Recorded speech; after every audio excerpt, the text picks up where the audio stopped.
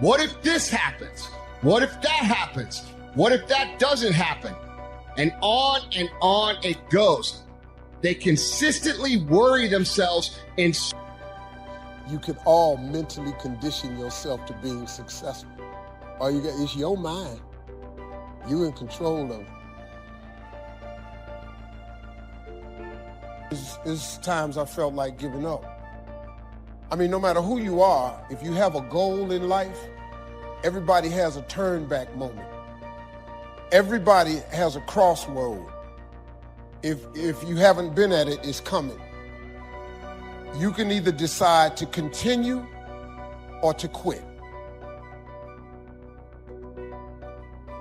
It is important in the area of motivating yourself. It's important to know why you're doing it, because that mind will say, why bother? Why go through all this? This is too hard. No, throw in the towel. It's not worth it.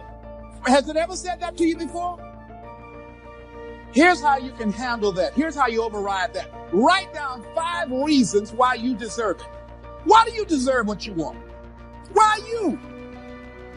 Why do you deserve it? What meaning and value will it bring to your life? What's so different about you that you deserve your goal or this goal? And when you write down those 5 reasons, when you have some down moments, and you're going to have them, when that conversation starts talking to you, and it's going to talk to you, what you will do is you can pull that out and read it, and it will build you up. It will be your rod and your staff to comfort you through some challenging moments, because you're going to have some. Life will knock you between the eyes. It will catch you on the blind side, come out of nowhere, stuff you can't anticipate that will knock the wind out of you. You want to give up. That's why it's important for you to work on yourself, listening to tapes, building yourself up, talking to yourself with power, feeling, and conviction, building yourself up day in and day out. The next thing is that whatever you do, you want to develop technical mastery. You want to be the best at what you do. You want to master it. See, part of self-motivation is you've got to find something that gives you a strong sense of competence. Well, you become known for that. You develop a reputation of being good at doing that. You set some high personal standards for yourself. You're not competing with anybody else. You're just unfolding yourself to be the best person that you could be. That you want to give the best quality service that you can give, because that is a statement about who you are. The other thing that's the key to self-motivation is recognize the fact that you're going to get into some slumps. Recognize the fact that you're going to encounter a great deal of failure in life. It goes with the territory. But in the face of that, you want to be relentless. The next thing is that when you want something out of life, you've got to be willing to go into action. Don't wait around for things to be just right. Don't wait for things to be perfect. Don't wait for the ideal situation. It will never be ideal. There will always be a reason. Well, as soon as the children grow up, as soon as I pay my bills, as soon as I get my divorce, as soon as I get enough money together, do what you can, where you are with what you have, and never be satisfied. A lot of people never take a chance in life. They don't want to take any chances. They want the situation to be ideal. See, that's not walking by faith. That's walking by sight. If I can see it, I'll do it.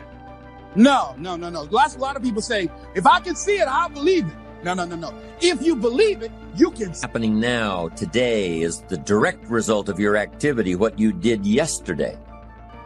Self-reliance is basically counting on yourself. Now, being self-reliant doesn't mean you can't work with others or trust others. Self-reliance means counting on yourself, trusting yourself, being confident with yourself, being responsible to yourself, trusting your own instincts, trusting the conclusions that you have developed from your study of experiences and philosophies, taking the credit that is due you, learning from the mistakes that you have made, being self-reliant.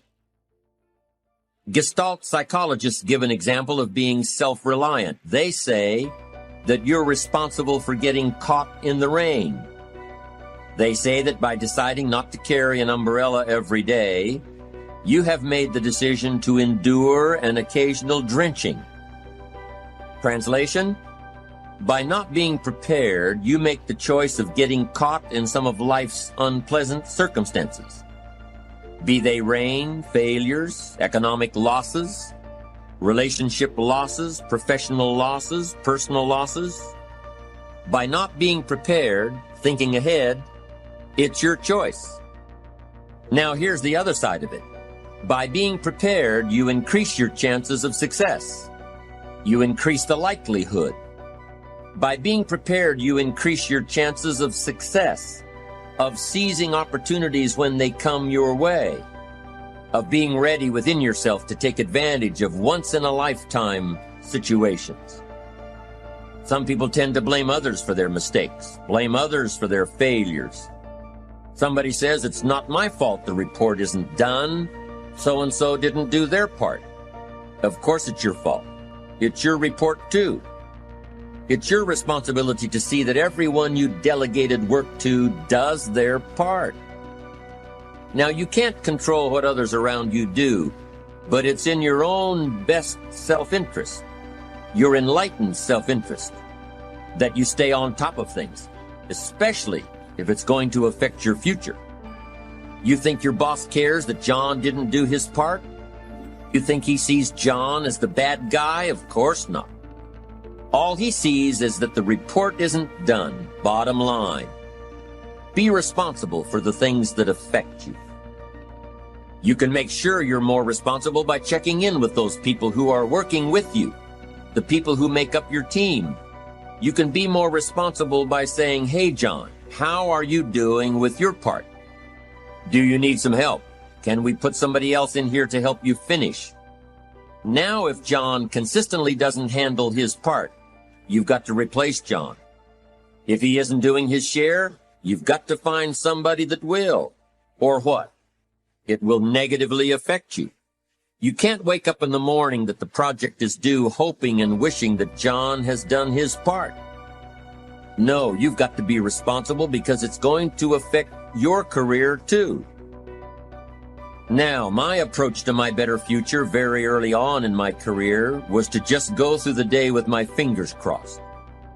And I used to say something like, I sure hope things will change for the better. Then here's what I found out. They're not going to change. Somebody says, well then, how will my life ever change? Answer, when you change.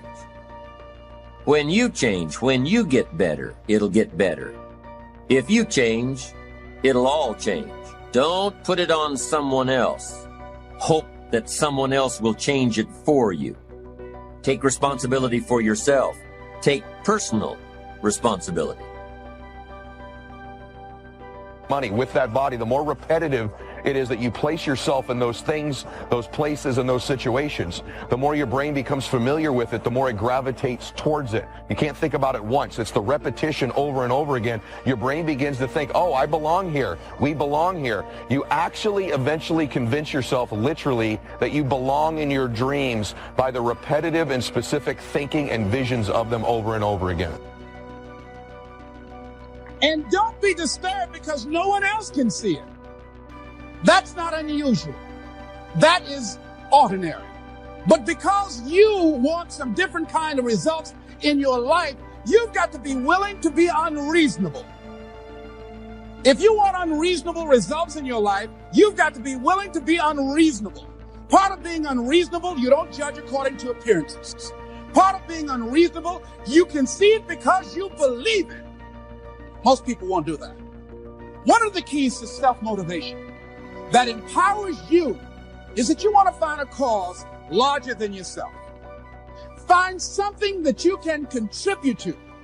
Find something that you can make a difference because you can.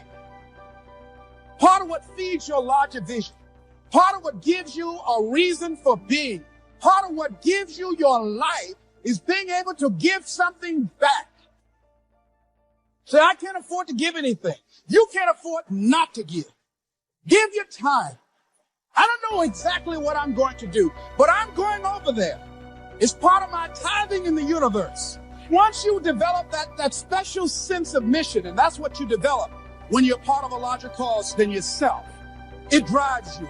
You don't need an alarm clock to get up in the morning. You have special power. You go places and folk will like to be around you. They will know there's something different about you. When you go in, say, hey, that's somebody important. I want to know who you are. I just want to be near you.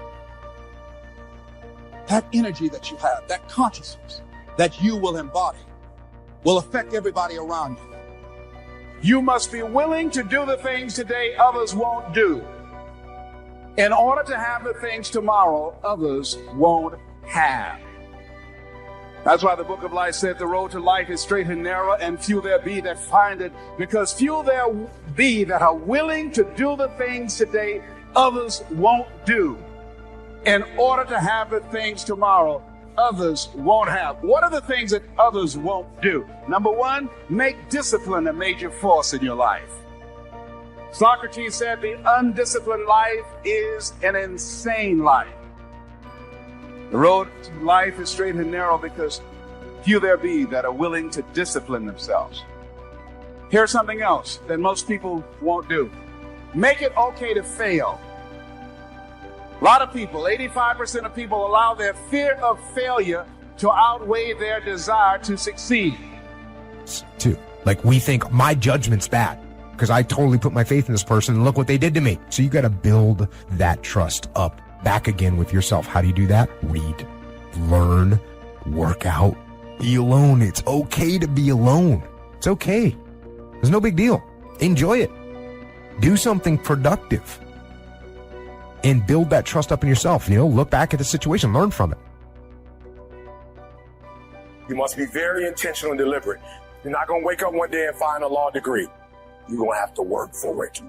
And your problem is you wake up on Monday and you might be strong, but by Wednesday, you're not intentional and deliberate. You are hoping that the best is going to happen to you, and the best never happens to you. If you look in the mirror tomorrow and say that, you will change. Because nobody likes thinking of themselves as a failure.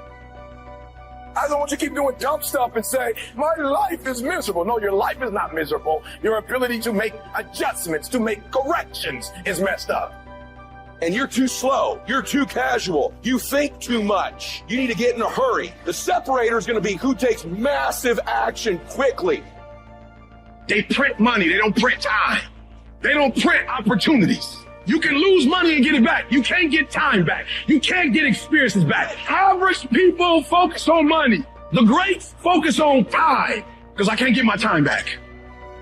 If for 10 years, if you didn't avoid doing what you knew you needed to do, what would you be like? What would happen if you just stopped wasting the opportunities that are in front of you? You'd be 10 times more efficient. You have no idea how efficient people get. If you want to make your dream become reality, the people that are running at their dreams know that it's possible that you can live your dream, that it's necessary, that you're relentless, that you have a plan of action, that you are creative. The people that are living their dream are finding winners to attach themselves to. The people that are living their dreams are the people that know that if it's going to happen, it's up to them. And they're resolving within themselves, it's not over until I win. The people that are running after their dream know they're going to have hard times. They keep on running because they're saying within themselves, I'm the one. I'm the one. No matter how bad it is or how bad it gets, I'm going to make it. The people that are running after their dreams are the people that are hungry. The key is time is precious. Life is not just the passing of time. Life is a collection of experiences, their frequency, and their intensity. Life is not just watching the clock tick away. Life is a collection of experiences, their intensity, their frequency. When should you start the day? As soon as you have it finished. Plan the day the best you can, leaving plenty of room for improvising and surprises and all the stuff that happens during the course of the day. But if you've planned a good, productive day, now you start that day, you can't believe how much more valuable your time will be. Don't start the day until you have it finished. Now here's the next one. Don't start the week until you've had it finished. Now to lay out a week is a pretty good challenge. And then here's the big one. This is really challenging. Don't start the year until you have it finished. To the best of your ability. It can't be finished like minute by minute. But in terms of the sweep of what you want to accomplish, make sure that that's set and ready to go by the time January 1st rolls around. And it might get all upset. It might get torn up and you do a new one. You make so much progress the first 90 days that now you've multiplied. Don't let your pain define you. Let your pain refine you.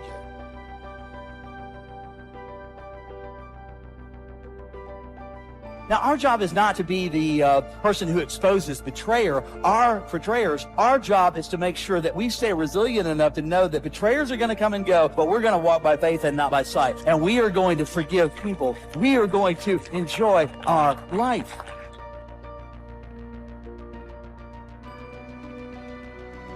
People, they go through something that was supposed to be a season, but instead of it being a season, it dictates their entire life. You met people that instead of getting better, they just got bitter because of the pain.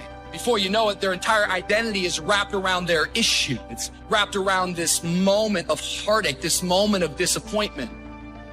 You've met people that have been betrayed by a friend, and instead of forgiving, instead of rising back up, instead of being the friend that they're looking for, they isolate and they back down. You meet people that their dreams never came to pass, and because the dreams never came to pass, they just now become a critic of anybody else who goes for their dreams.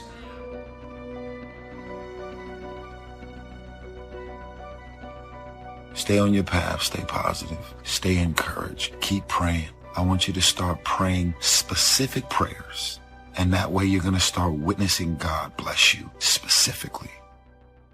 Don't feel like you're being greedy or over the top. It's beautiful to recognize when you're blessed, but it's okay to start asking for blessings.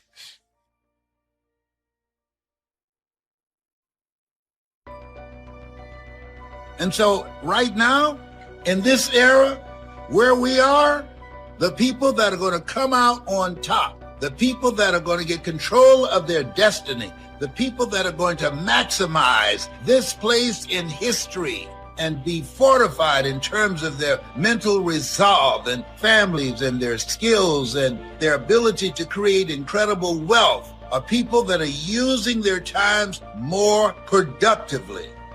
The people who take the time to learn something new every day. If you're not willing to learn, nobody can help you. If you're willing to learn, no one can stop you. 80% of the things we do are busy things that we do in an area that is not effective. The average person only spends 20% of their time doing the thing that they are really gifted at, created at, excited to do. And the rest of it is all the dumb stuff that we all have to do in order to survive. Wonder what would happen if we would go from doing 80% of things that are busy but not effective and 20% of the things that are really effective if we would switch those numbers around and only give 20% of our time to the things that we have to do and 80% of our time to the thing that we were created to do.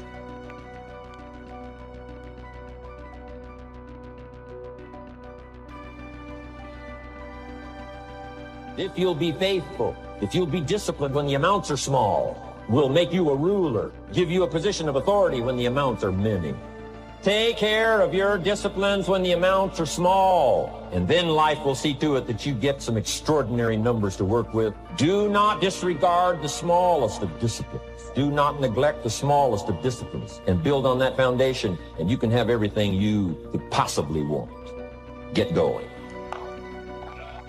Don't stop at where you are as if it were the destination, when in fact, in reality, it may be the transportation that brings you into that thing you were created to do.